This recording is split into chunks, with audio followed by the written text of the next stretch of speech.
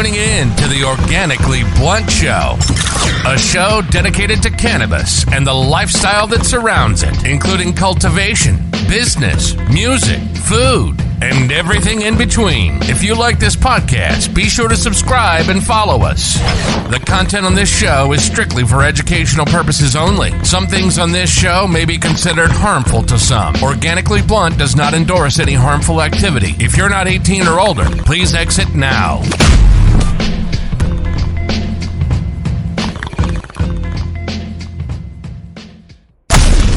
This episode of Organically Blunt is brought to you by Grow Strong Industries. For over 20 years, Grow Strong Industries has been engineering the absolute best grow equipment in the industry with trustworthy brands. Awarded 24 Gear of the Year awards. Brands like Gorilla Grow Tint, Kind LED Grow Lights, Lotus Nutrients, and Super Closet, which were created by growers for growers.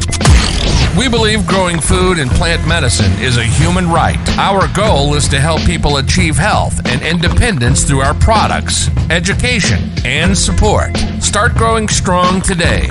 Visit growingstrongindustries.com and use discount code OrganicallyBlunt, all one word.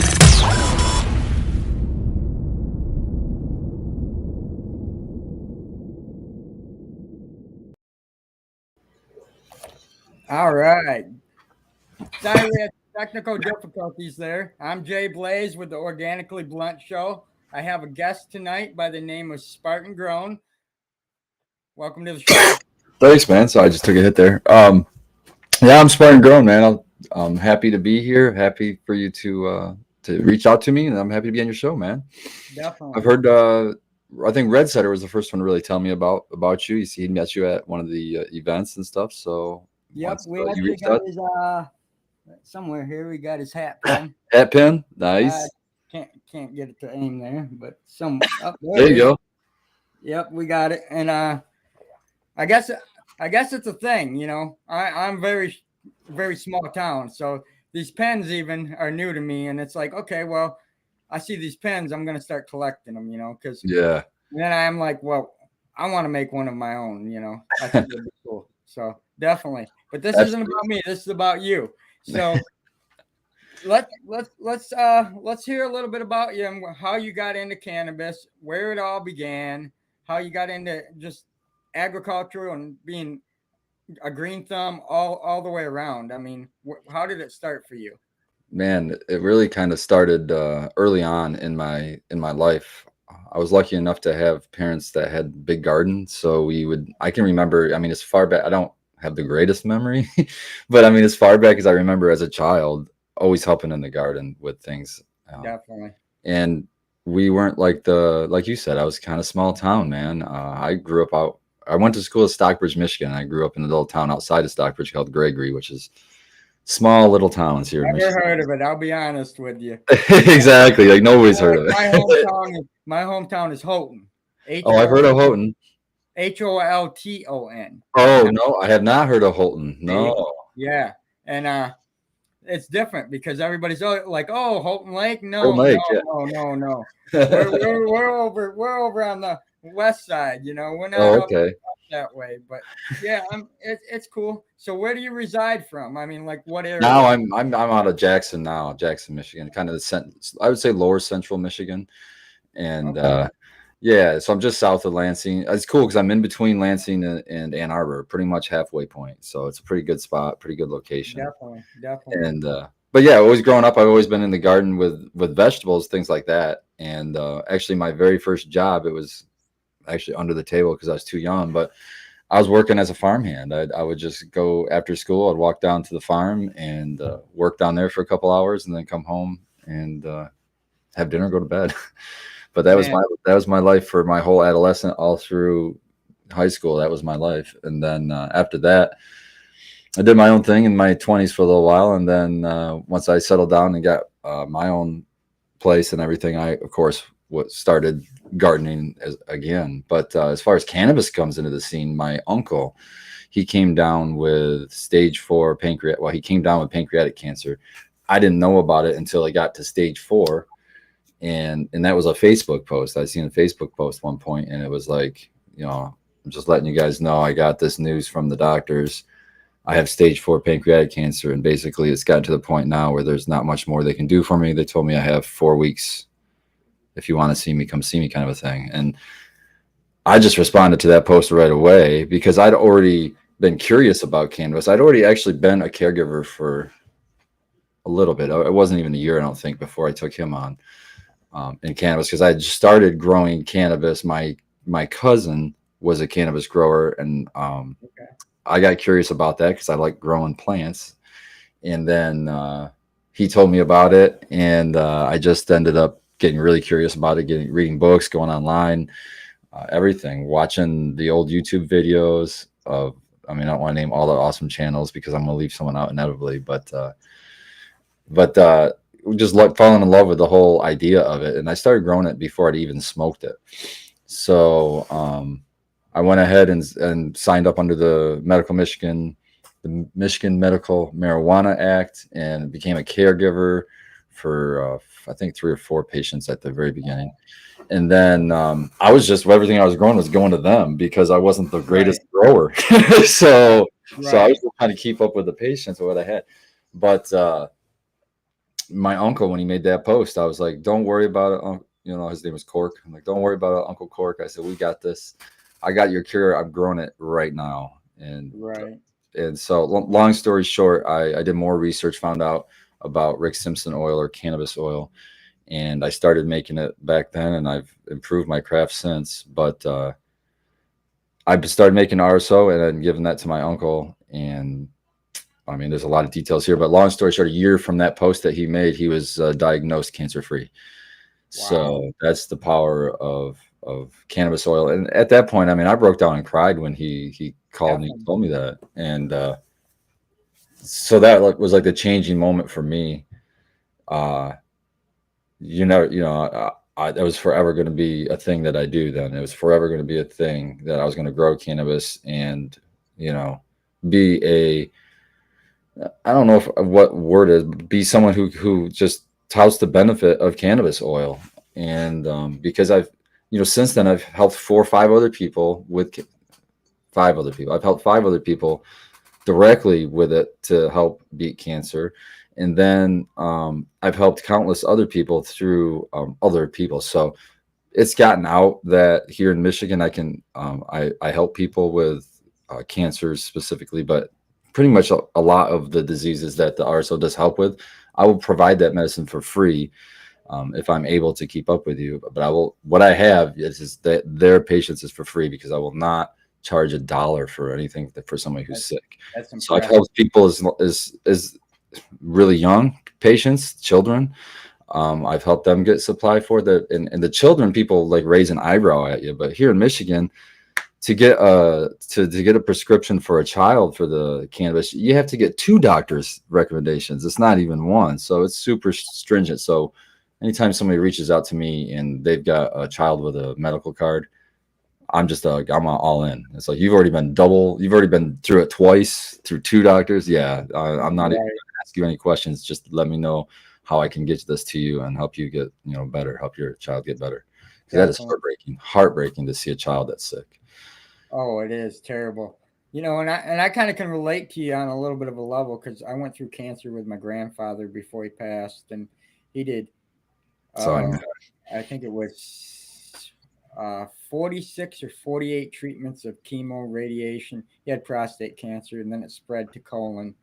But the company Magic Butters ended up seeing that his story on my blog, and sent us a machine. At the time we were making edibles and trying to help this, and we did RSO too. But now I just got some from Red when I met up with him, and I'm still kind of leery to try it because I've never tried anything other than flower. So tell me your tolerance in flower. How is your tolerance in flower?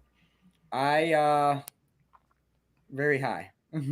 Okay. All day long. Have you ever had an edible? No. Never eaten an edible of any sort ever?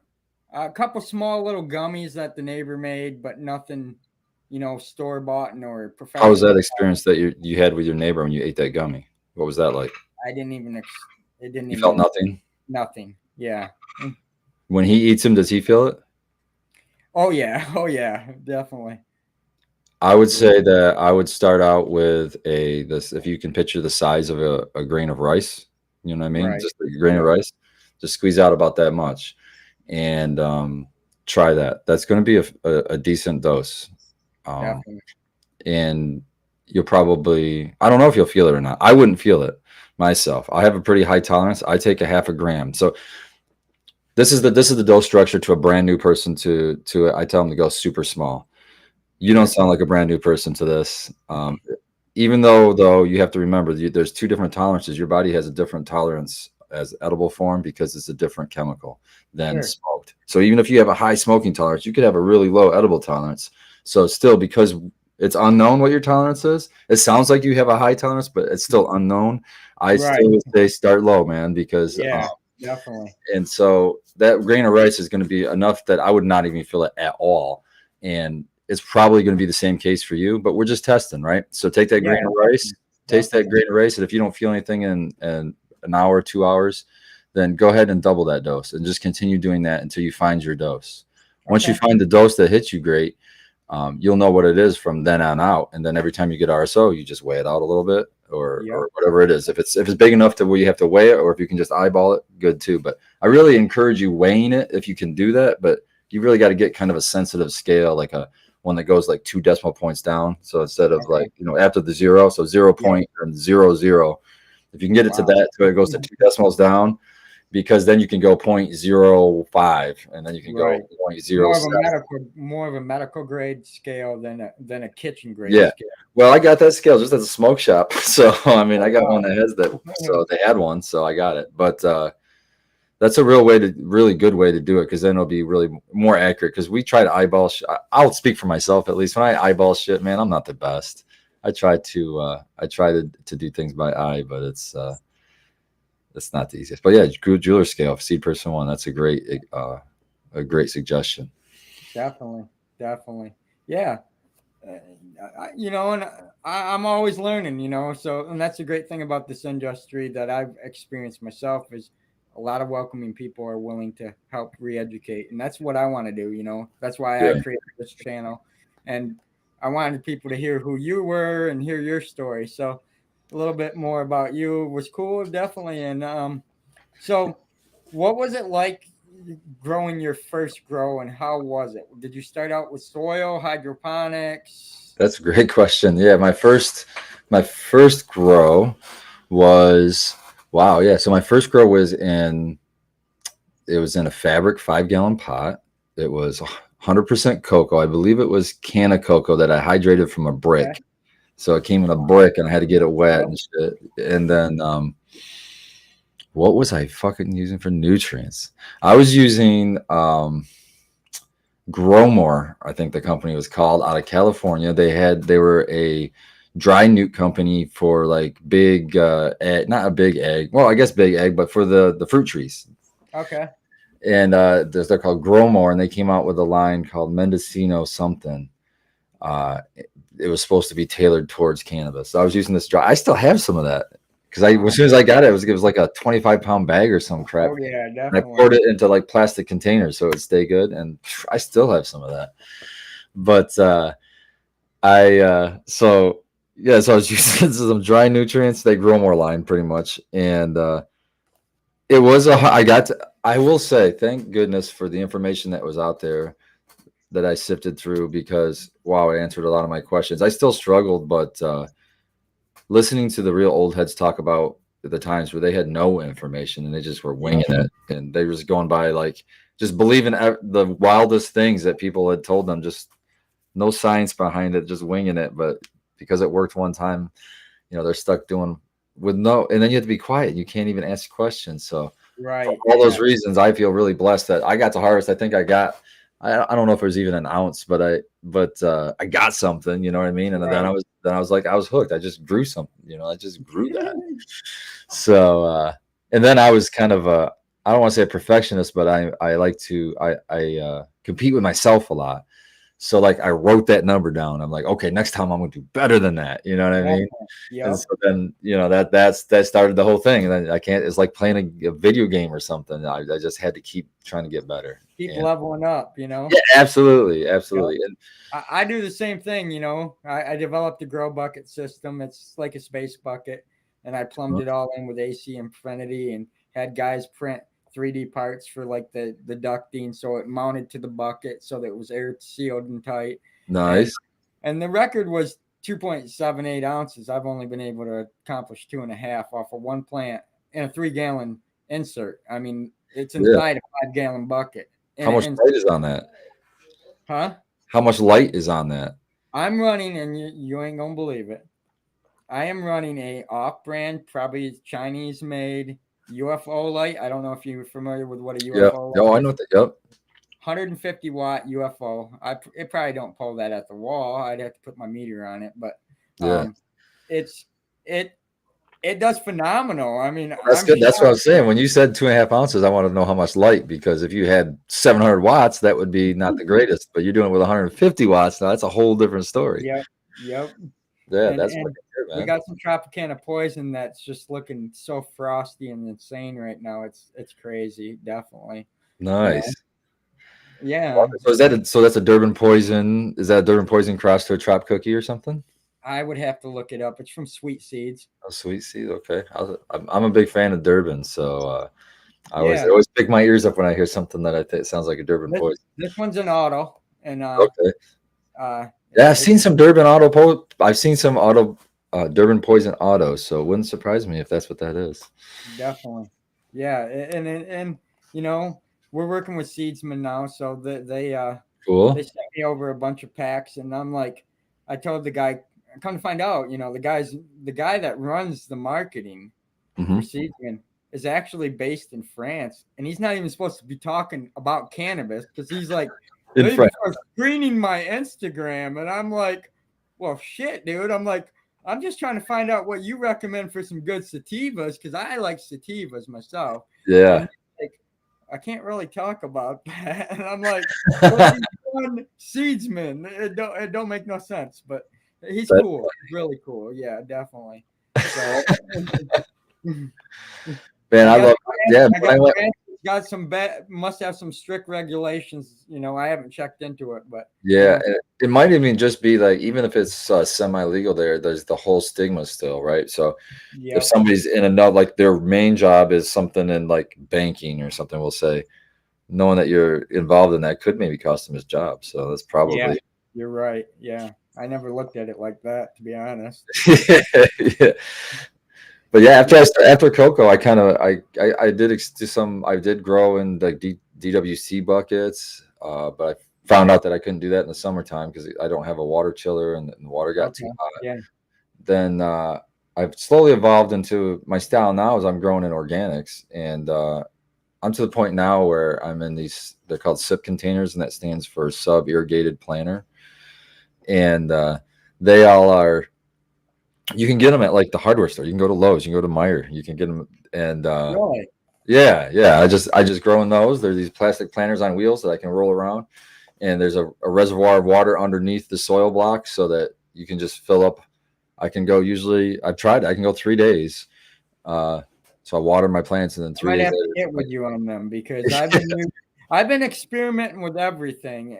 You know, these things make life so easy, man. But we've been using the grow bags. You know, we started out. We've tried the smart pots. We got some smart pots going right now. We got some we use some Rain Science bags. I'm trying the AC Infinity bags right now.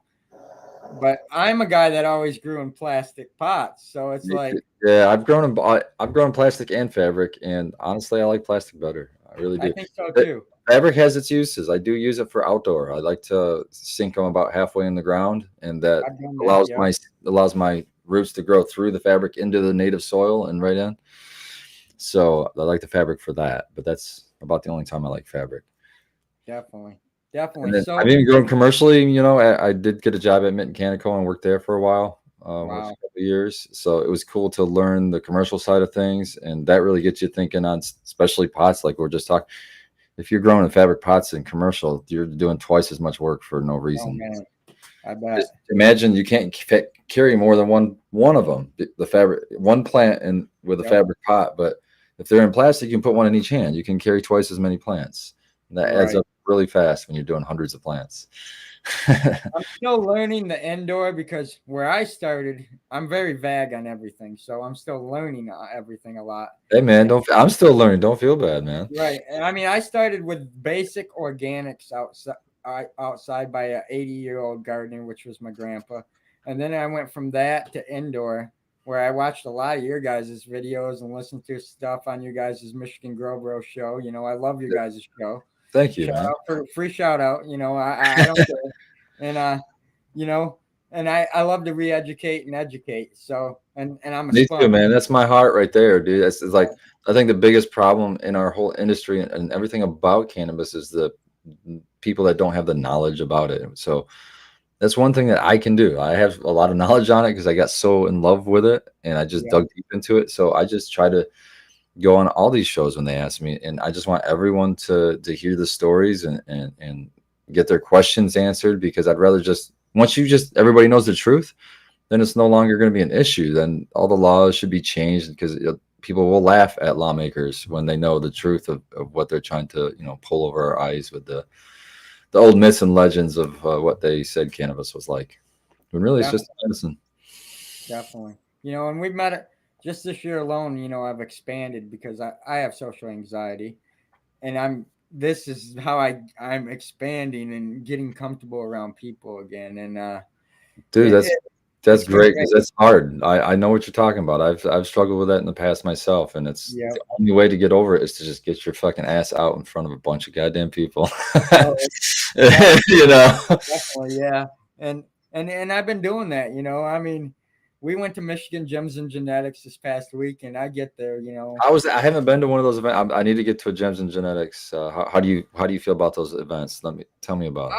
I'm gonna be honest, you know, and this is organically blunt. So I'm sorry, Michigan Gems and Genetics, if you're listening or watching. I'm gonna cut to the truth. That's what I want to hear, man. I love that. I've been to some big events this summer already. You know, nothing has topped my Mendo Dope event this year. I'm sorry I missed that one. That was the one I really wanted to go to, but something came up. I couldn't make it.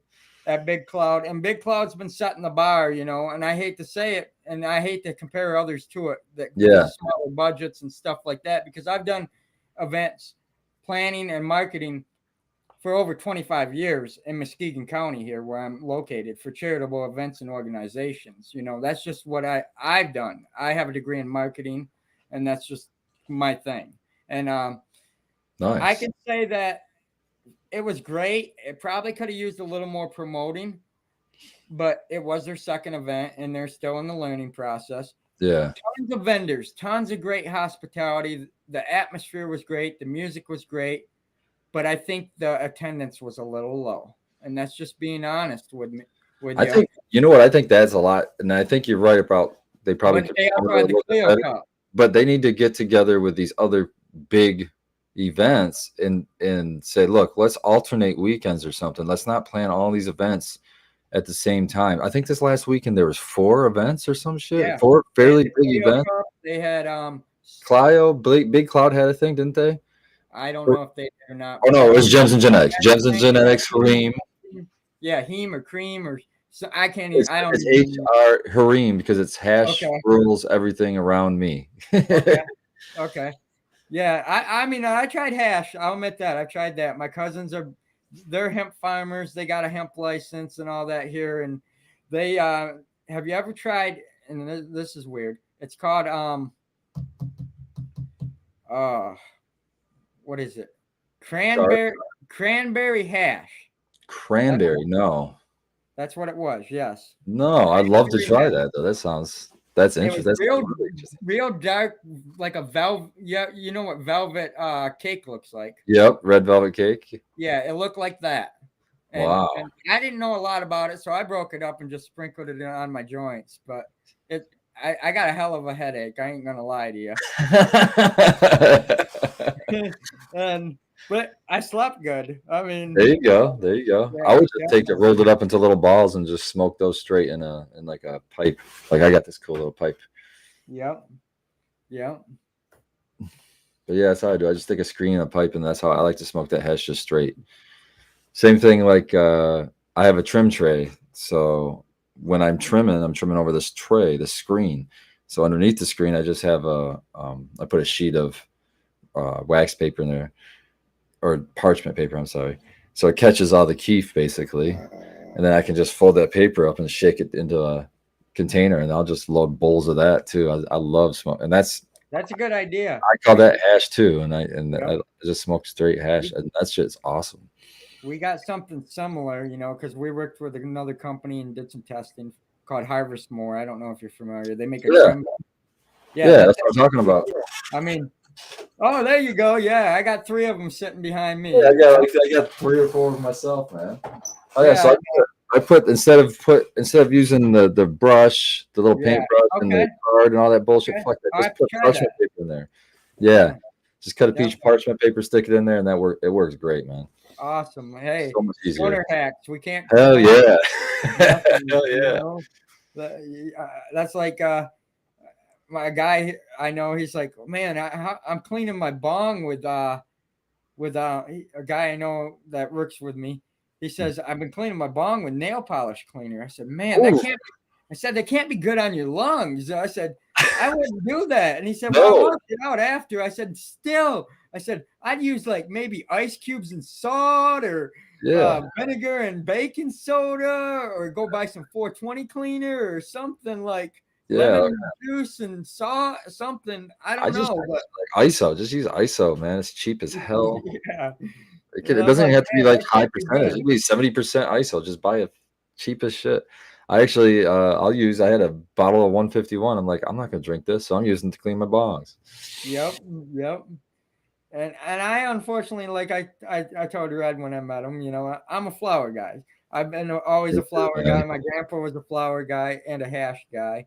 So that's all I know. So I'm expanding. I've tried dabs, and I'll tell you, a dab will do you. Yeah. I like it all, man. I like it all, but I smoke more flower than I do any of the other stuff. And and it's probably because I don't have a way to, well, let me just put it this way. I don't have an easy way for me to produce my own way to have dabbable product.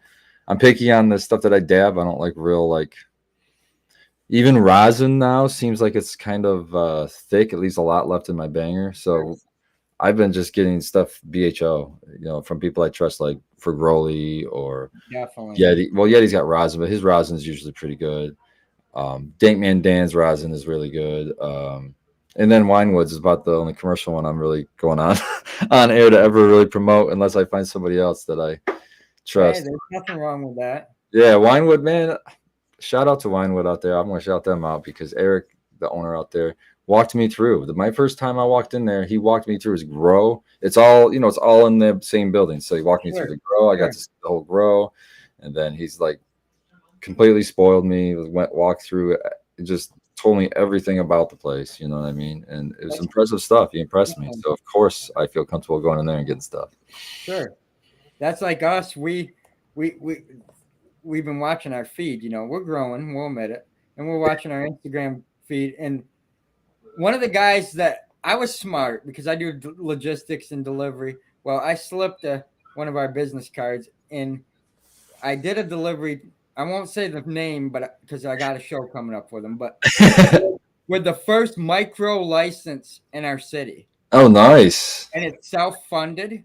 That's the crazy thing. That's really and the guy, I slipped a business card in his package. Well, he messaged me on Instagram, and I'm like, well, I don't really support, corporate. We already got reamed a little bit for getting with the wrong event in the beginning, but short, the guy's like, no, I want you to come through and just see how we do things and go through a full tour and everything. And I've never seen anything on that kind of caliber. So we're going to go through, take the camera and record what they let us and show some behind the scenes, because they retained a lot of the agriculture and the architecture of the buildings.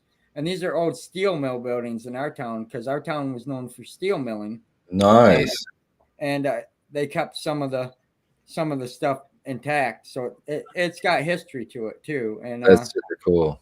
Yeah, and we're gonna check them out and go through their facility and just see how they do it on that side of things because I've never seen it that from that side. I've only seen homegrown and greenhouses and stuff like that. But to do a micro and to do it on a commercial standard, I want to see how they do it. I'm Yeah. just curious. Yeah, And for sure. Man, it was super cool for me to see it at Winewood, and and before that, when I was working at Mechanical, I mean, it was amazing to not only see it, but I was able yeah, to work and see what it was like to what did it take to keep that shit up and going? What did it take right. to do that and still have quality at the end? And it was cool. I will be grateful for that forever. So that was cool to see that. So But if you had a go-to munchie when you're high, what is it? my go-to munchie when I'm high, it's got to be something I don't have to make. So it's gonna be like, normally I'd say cereal, but you still technically have to make that. So Yeah. maybe I'm gonna go into my snack drawer, and I usually have right now I know I have oatmeal rounds with the cream and I don't know what those are called. Those and Swiss cake. No, they're gone actually because I loved them so much. They're Swiss cake rolls, but they're pumpkin version right now because it's fall. Damn, those are good.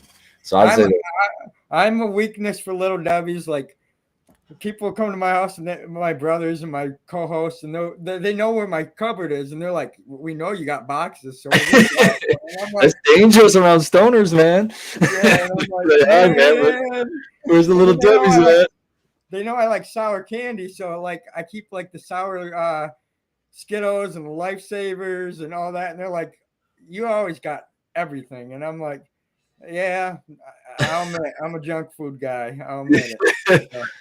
Oh, shout out to Anything Grows in Chat. She knows me too well. She's like, "What about them Outshine bars?" Yeah, I love those frozen Outshine bars. I've never had one. Bro, if you like any kind of popsicle, those are fucking goddamn good. They put actual pieces of the fruit in it. So if you get like a strawberry one, there's fucking strawberry chunks in it. If you get a pineapple one, there's pineapple chunks in it. It's fucking awesome. I have to try that out. Yeah, definitely. I'm always up for trying new things. I'm pretty sheltered. And people don't really understand it. People will talk to me about the news because I'm on the road about 16 hours a day. Oh, and yeah, and I do 6,000 plus miles a month. And wow. Yeah, and people will talk about the news and I'll be like, I don't have a clue. Like I met this woman and she was talking to me about the Roe situation, with the abortion. And I'm like, ma'am, I don't mean to disrespect you, but I don't have a clue. I said, I don't know nothing. I don't even have cable at my house. Like, yeah, I don't either, dude. And like when I go to bed, it's usually to your guys' show, the late night sesh. Oh, that's cool, man. Yeah. Appreciate it. Like I told Red, I said, I wish you guys had audio because I'm on the road all the time, Yeah. I know Sequence is working on getting at least the Michigan Bros Grow Show, which is the Sunday show, the live show on audio. But it's hard because like me and Skilbo and a couple other people said, we fell victim to it ourselves because I had the Dude Grow Show, which is friends of ours too, reached out to me and said, "Hey, what happened to that last Spotify? I can hear you, you're fine, but it sounds like it's been amplified." Well, it has because the quality difference from us recording the way we are right now to the way we record over for Spotify and iHeart and all them is totally different. And when I try to convert it, it doesn't like it, and it actually lowers the quality, believe it or not. So you got to amplify it because you know that it's going to lower it. Yep. Oh, geez. Yep. And it's no fun. So we either do live videos like we're doing here, or you can do audio, which was what we're known for originally. But we love getting into the lives too because it gives me a chance to be more comfortable behind the camera because it took a long time to become comfortable because, like I told Skilbo, I have alopecia, so my hair falls out, and I feel like people stare about that, and it's because it's a disease that don't have a cure, and it makes it hard. But definitely, yeah. So if you had a go-to strain that you had to smoke or grow for, like, if you were trapped on an island, I know this is a weird scenario, what would it be? And I can only have one? You can only have one. I only have one. I'd try to find something that herms. so that I could breed. Okay. And then I'd be able to get all different flavors I could after that, hopefully. But yeah, I'm sorry, I'm greedy, man. I don't want just one. If I haven't bred yet, so it's hard for me because I use cannabis for multiple different things, and as far as what I'm saying is like treating multiple different ailments, we'll say. Okay. And I have like my favorite for that, right? So like if I need to go to sleep, Mac 1 usually puts me out. Or there's another strain I just started, Indica B. My buddy Indica B brought me a nug of, it was called Fire as Fuck, and that shit knocked me the fuck out. So strains like that, I like. Yeah. I'll remember that, and I'm like, all right, that's what I want for that. And then for pain, like just general pain, especially back pain for me, is GG4. And my mom tells me it's the best one that she has for back pain was GG4. Or Donnie Burger, now that I've got that one, is really good for that. And then let me see if I want something that will wake me up or something I can smoke during the day. Like that's the Bliss Bud. It's a strain that I created myself, and I'm still. It's going to be like a lifelong project, but I'm working on it now, and I'm still the current iteration of it. That's the one I grabbed during the day. That or Snow Cane, and Snow Cane was the one that I won the Michigan Pheno Hunt, the 2020 Michigan Pheno Hunt back in 2019, I think it was, and that one, there's just something about that one that's really good during the day, where it gives me almost energy. So Definitely. It gets me ready for the day. I like that one. That's like me with my headache syndrome, Blue Dream for headaches. But GG4 is killer for pain. It really is. I mean, like Seedsman said, Seeds person here said it makes them feel angry. They tried it 5 times, and every time they get angry, and they've got chronic pain. So what I would suggest, seed person, for you is find a strain that makes you happy, and then smoke your GG4, and then follow that up with a bowl of or a blunt or whatever. Just do a 1-to-1 ratio. Whatever you smoked in the GG4, hit it back with the strain that makes you happy, and maybe that'll nullify that effect enough to where you still get that pain mitigation, but you don't get that side effect that you're trying to avoid. So that's how I would try to tackle that. Definitely. So if you had to smoke with one person, dead or alive, who would it be and why? And I know this is a weird question to ask, but no, that's a great question. Made me think, man. Wow. Well, I'd have to say Jesus Christ, because that's where all the answers are, right? Well, that's what they say. Definitely. I mean, it would be a deep conversation for sure. I love to smoke with Jesus Christ. I would love to say that I did that. Yeah. We get that a lot, believe it or not. No, yeah, that's the thing, because that's one of those other selfish answers where I can get, more than one person, because really that's everybody, right? Yeah. Definitely, yeah. So, yeah. Other than that, man, it's like I've smoked with my mom and my dad. I've there are people close to me. I've smoked with all of my siblings except for my youngest brother, who doesn't smoke, so I'm not going to smoke in front of him, and I'm not going to push it on him either. And so yeah, everyone close to me I've smoked with already. I've smoked with my son. Well, maybe my grandson when he gets old enough. When my grandson gets old enough, that's who I'd like to smoke with, or my granddaughter. My grandpa too. So I mean, it's a generation thing, and I've got a granddaughter and a grandson, so I've got 2 of them already, and I feel like I'm still pretty young. I'm 40. You don't look that old. Thank you. I mean, I'll be 38 this year, and I just turned 34, man. Okay. So. Yeah. So. But yeah, I do have 2. That's what I told the kids. I said, "You guys got to slow down. I don't want to be a great grandpa so fast." No, right. and. I'm not around kids a lot because I don't have any, or I can't have kids, but I was walking through Myers last night, just for example, and I'm walking through and I'm like, okay, I got to get this, and I'm sheltered. So people probably think I'm a weirdo. I talk to myself. I don't care. And I'm talking out loud what I need to get. And nobody's saying nothing because it's a small town store. And these kids walk by and they're having a full out conversation, and they're like, got to be like 7. And I'm like, holy shit. I didn't know kids' vocabulary has expanded that much. I'm like, wow, where have I been? Like, education has definitely changed a lot. Like, these kids are intelligent. Dude, I Mhm.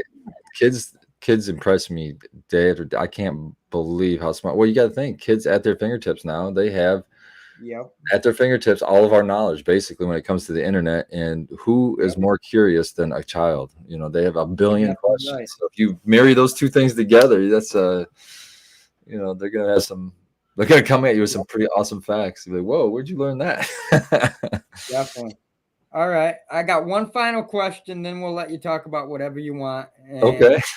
this question is the most unique, okay? All right. And this one is, what is the weirdest place you've smoked in, or the most sketchiest place you've smoked in, and why was it that way? Man, I don't even know. Hold on. That I gotta really think. I don't know that I've ever really smoked in a place I thought was really that sketchy.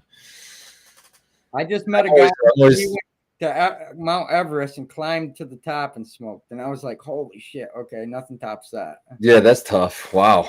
Wow, it's already Yeah, hard enough to breathe and you're smoking up at Mount Everest. Fucking I'm impressed. Whoever did that. right. Um yeah, no man, I've smoked like state capitol, but I mean a million people have done that. I think I'll probably be most proud of state capitol, maybe. Just Definitely, because of, definitely. I'm kind of an activist, you know. I go down to the Capitol for the protest. Gone down lobby days, talked to mostly Congress on the Congress side, but to Sure. senators as well and their staff. And I'm just trying to educate them because they just don't know what the hell they're talking about. So, and then my person, like the one that's supposed to represent me, I get to tear them up and just be like, no, no, you represent me. You better have the facts right. Right. Exactly.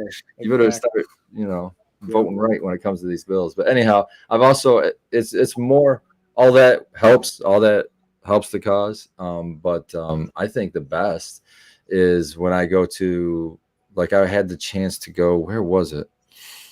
Damn, I forget the actual town, but it was a local that is not my local, but it was another local that was trying to draft an ordinance to make it harder for caregivers to be caregivers and Wow. restrict them quite a bit.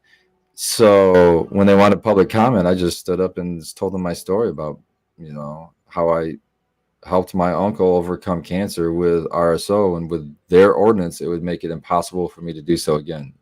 And Right. and I tell them like, and now since I've helped him, I've helped others. You're preventing me and others like me from helping people with cancer, and cancer has touched everyone, whether they've had it, whether they know somebody who's had it in their family, but it's touched just about all of us. And that's something that all of us can, you know, sympathize with. And what I try to get across to people, which is usually a positive experience, is I'll say, look, I'm just asking you to leave the option open for somebody who has cancer, for God's sakes. Why close a door on them? Why take an option away from them?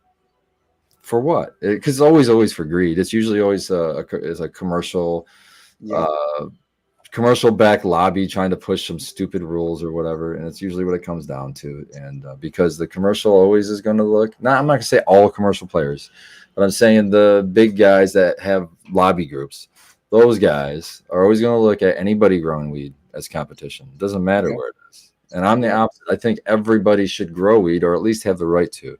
So I'm on the opposite side, and I'm pushing the Yep. other way. And I could Yep. go fuck less. Now I will help every group that has that same kind of mentality. But if I find out that they're not for the home grower, they can fuck off. I walk away. Definitely. That's Yeah, just you know, and we, like I said earlier, we learned the hard way. We, you know, we partnered up with a group and event here yeah, in our town, and didn't even know that was what we thought it was for the grower, being naive and new.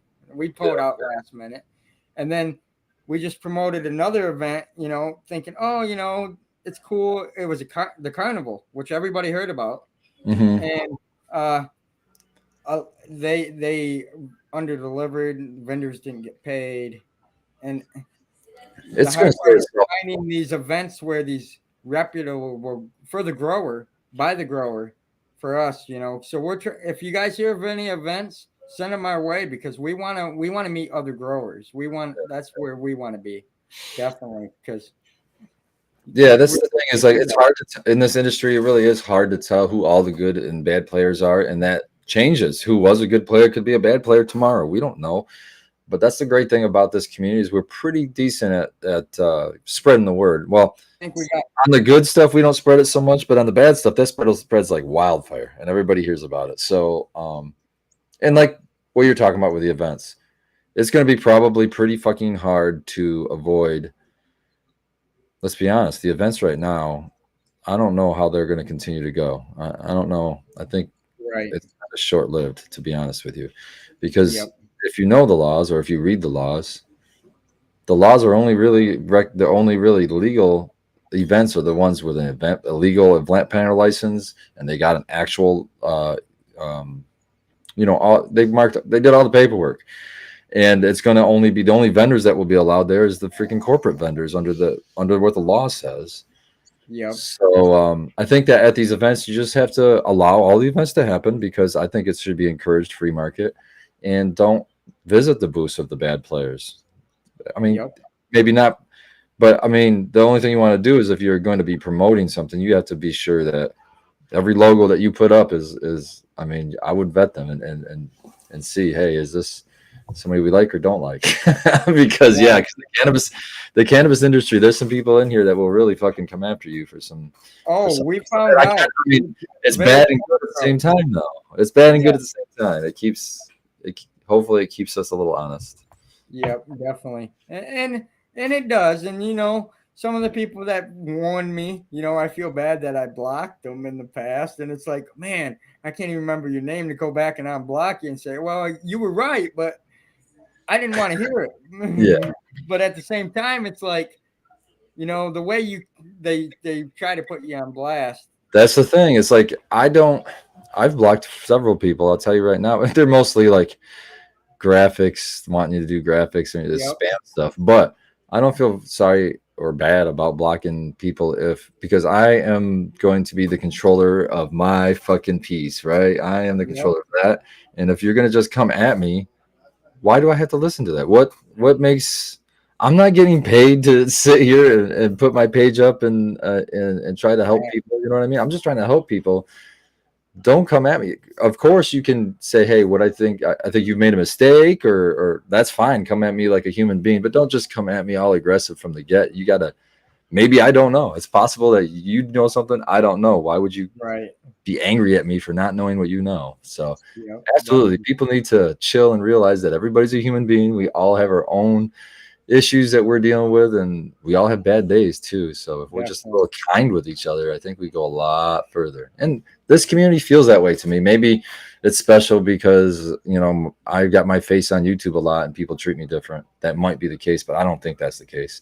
I think it's more the case that the cannabis community is laid back. They're pretty accepting of most anybody too, because I feel like the cannabis community has been kind of the downtrodden rejects of society for so long that we've got that common bond now where we kind of hold together. So maybe I'm looking through it with rose-colored glasses, but that's the way I see it. Yep. Well, in every event we've gone to, I mean, like I said, the hospitality, people are great. It's not but then go to a commercial event, and it's a completely different vibe. And that's what makes me sad. That's what makes me sad. Right. Yeah. Because it's the community that drew me to the whole thing and sucked me in.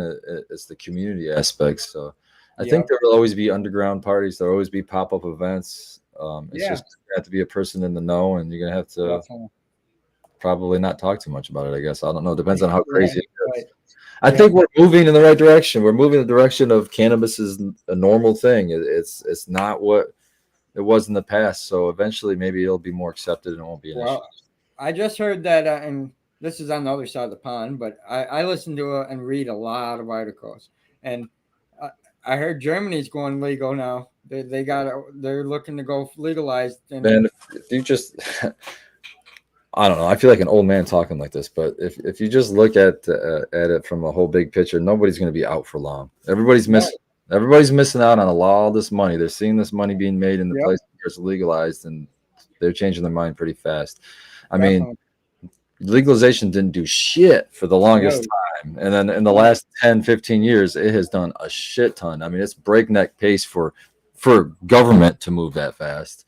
It's like, I can't remember what comedian said it now. I wish I could give him the credit, but it was killing me. He was like, I've never seen any other thing in the history of the United States where the general public would just keep asking, "Hey, how about that cannabis? Hey, how about cannabis? Hey, how about legalized cannabis?"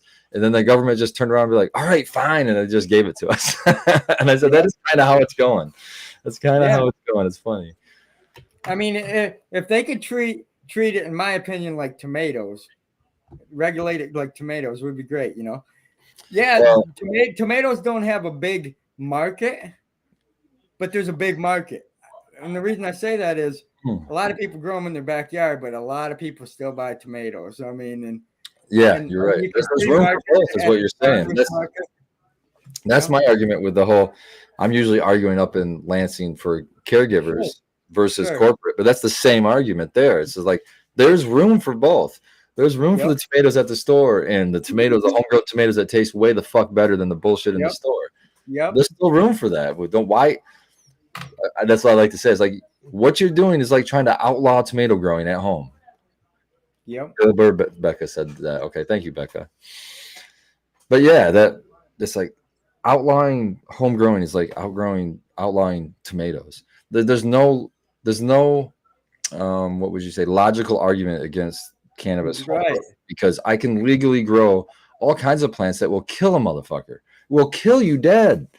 That's fine. I can grow that, but a plant that heals is somehow should be regulated. I mean, it doesn't even make logical sense. It's ridiculous. No, that's like I was talking to my buddy's dad. He's an older guy, and I said, "So tell me this." I said, "So you're saying I can fill my back seat up with as many cases I want and drive around town and go home, but if I have more than a couple ounces in the back seat in the lockbox, I might be a problem." I'm like, it don't make no sense. That's another great point. Yeah. It's like the limit on being able to, hey, maybe I am going to go up to and stay, camp for 3 weeks. Why can't I take enough fucking cannabis for that? That's just it's stupid regulation. Yeah. Poppies. They even use the poppies on the buns of Burger. Well, they used to at Burger King. Yeah, poppy seeds for sure. Oh, there's all kinds of. I mean, I don't want to. I don't know if I'll get you flagged or anything, so I'm not going to say them all. But there's all kinds of things you can grow to get all kinds of high or dead or whatever. Oh, I know. And it's all legal. But my stepdad, he went to Saudi Arabia a few years ago, and the first time I seen this, and I don't know if you knew this, you know that they, instead of papers like we use, they roll their stuff up in rose petals. Yes, I've seen that. And I was like, that's so crazy. Yeah, that would take. And now I just seen some cones that were made from rose paper, and I'm like, I might try that just to see what the difference is for the heck of it. I don't know, man. You'd have to really convince me, because I'm a big fan of smoking it in a hemp paper, because I'm smoking basically cannabis. So give it me with cannabis paper. That way everything I'm smoking is cannabis. Sure. Definitely. I'm not a big fan of like mixing stuff. I want to get the flavor. I'm that kind of, I guess you call it connoisseur a little bit, but I want to taste it. I want to taste the flower that I'm smoking. I don't want bullshit on the outside that changes the flavor. I want the flavor of the cannabis. I don't need to be maxed. I try to grow good cannabis that tastes good for a reason, so I can taste it. I don't want to hide it or change it, and I'm judging shit too. It's like I love pheno hunting, man, and that's probably why I'll always grow, because I love pheno hunting. And so for me, I really need to taste the differences so I can make a selection between maybe 4 or 5 plants that are all the same strain, but I want different phenos. I need to be able to taste the nuance, the difference between each one, so that I can make that decision. So it's important to me to not fuck with the flavor. Yeah, I mean, I've tried a lot of different things, and we get offered that's the thing that sucks, is people don't realize we get offered a lot of things. We turn down a lot more than people think we do. And I turned down a lot of fucking lights from what's the Mars Hydro. They keep trying to give me lights. We and I hate to throw the name under the bus, but I'll throw the name under the bus. Heavy 16 contacted us, and they wanted us to do some promo stuff, and we're like, yeah, we'll give it a try, just like anything else. Yeah. Send us some product to give us, let us try it. Oh, we can't do that. Well, we can't vouch for your product and say it's good if we haven't tried Used it. it. Yeah, So that's ridiculous. Well, I'm the sure there's plenty of people that conversation will, stopped though. right That's the there. thing. That's why they're asking, because there's probably people out there that will. Yep, exactly. Well, And we're learning, like I said, So like you seen in the beginning, we had the technical difficulties of getting things going. What happened was I plugged the microphone into the wrong slot and it muted all the sound. And I was like, well, I guess I know it only works on one slot. So good to know. there you go. Hey, you learned something. That's Well, a yeah, win. yeah. Well, my laptop's so old they can't even update it anymore. And I'm like, and I went to go buy a new one recently because everybody's like, electronic prices are way down because consumer spending's down and they're trying to get new product. And I'm like, okay. Well, so I'm like, well, my computer's got a 1 terabyte hard drive, which was big at the time.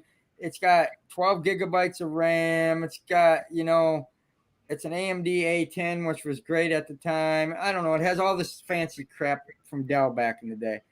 And I go to look at something comparable, and it's like $800, and I'm like, I'm not buying that right now. So Yeah. Yeah. Computers are expensive as hell, man. I just have a little laptop. I just get laptops now because I say, fuck it. If a laptop will do what I need to do, I can save a lot of money, it seems like. And I like to go to Best Buy and look at their open item shit. The shit that's like, it was a display or some shit.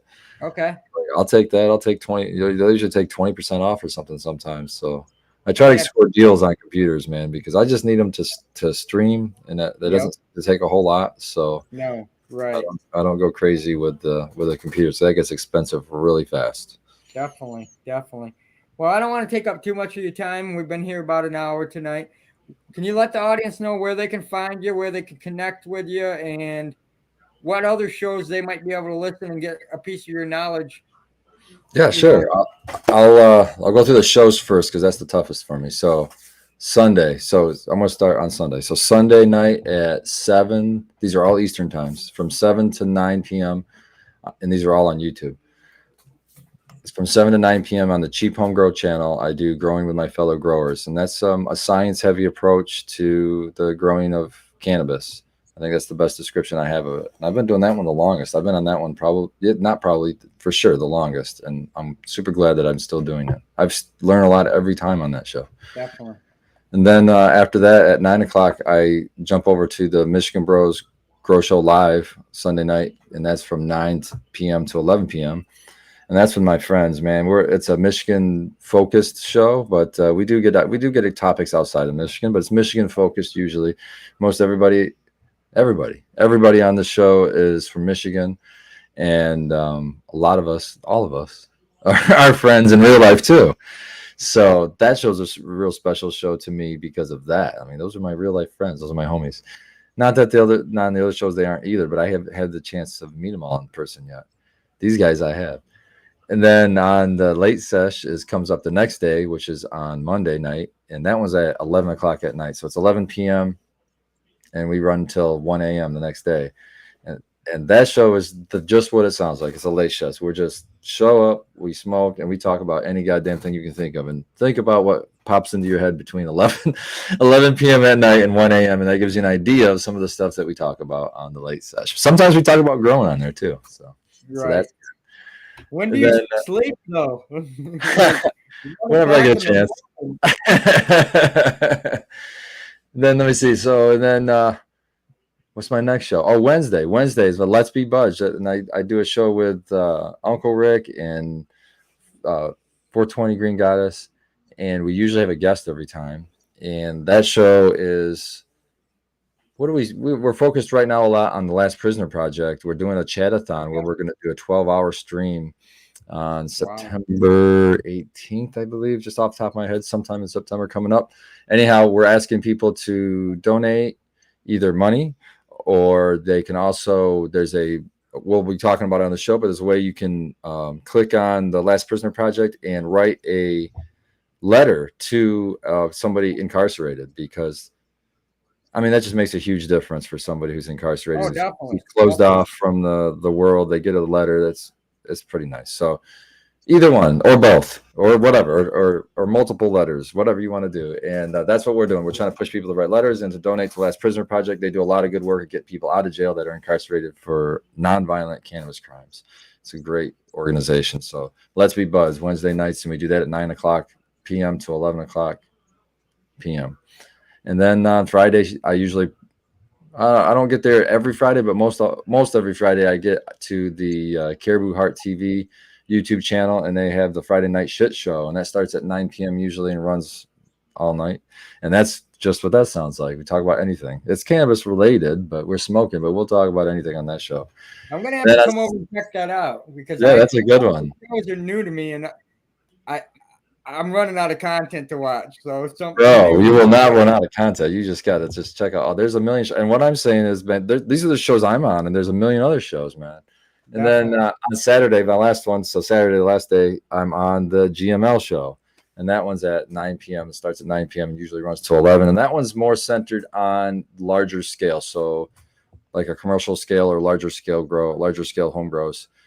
We talk about a lot of like large scale topics, I guess. I don't know how else to explain it. And we used to get guests on there as well. So those are all the shows that you can find me on YouTube. I'm sorry, but I try to get all that education out as much as I can. That's nothing wrong with that. But as far as getting a hold of me, man, I just have one social media. I have a lot of pretenders out there to pretend to be me and sell weed online. You're welcome, guys, for fucking all the money you're making. But I'm only on Instagram, and it's Spartan Grown, all one word, no spaces. I got a lot of copycats on Instagram too. And then if you don't do social media or you don't do Instagram, you can always shoot me an email at spartangrown@gmail.com, and I can answer. I'll answer any growing questions, RSO questions. I'm pretty versed on a lot of the cannabis topics. One more question. Sure. What's it like to have people impersonate you? I ain't made it that far yet. Like it doesn't make me happy. It's gotta be annoying. Yeah, it doesn't make me happy because I know in the end there's people that think it's actually me, and they're bullshit to try to. And most of these impersonation accounts, in fact, all of them I think are all like selling. So that means somebody's making money off my likeness at the same time as screwing somebody who thinks they're getting something from me, and at the same time them thinking they're getting some probably shit product, thinking it's from me. So all of those things kind of don't make me too happy. But what am I going to do about it? Right. Yeah, definitely. Well, we appreciate you coming on the Organically Blunt show. You enjoy the rest of your evening. I'm going to smoke these 2 joints that I did not finish. And I'm going to go back to work, as crazy as it sounds.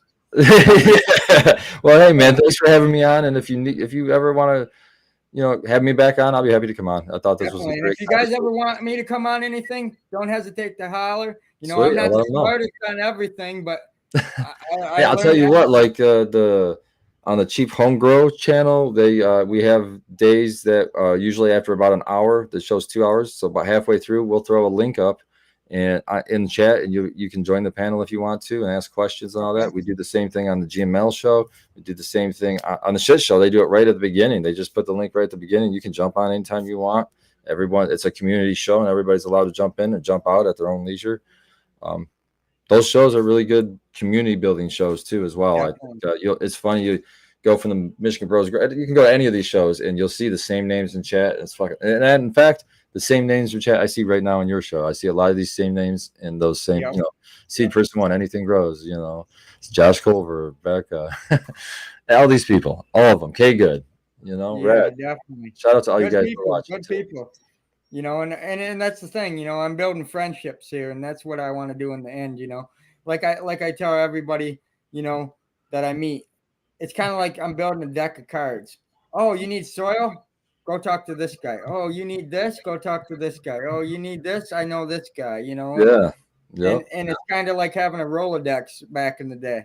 Absolutely. And that's more valuable than a lot of money, things, right? So just knowing a guy. Knowing a person that can help you in an instant instead of having to wait for weeks on end. Definitely. All right. Well, with that being said, like I said, I will let you finally off the horn. It's hard for me to let people go sometimes, but I'll talk your ear off, bro. I will talk for hours. Complete honor meeting you. Thank you, man. I hope you enjoy the rest of your night. Have a great night. Thank you. You too, man. Thank you. Bye-bye. Bye-bye.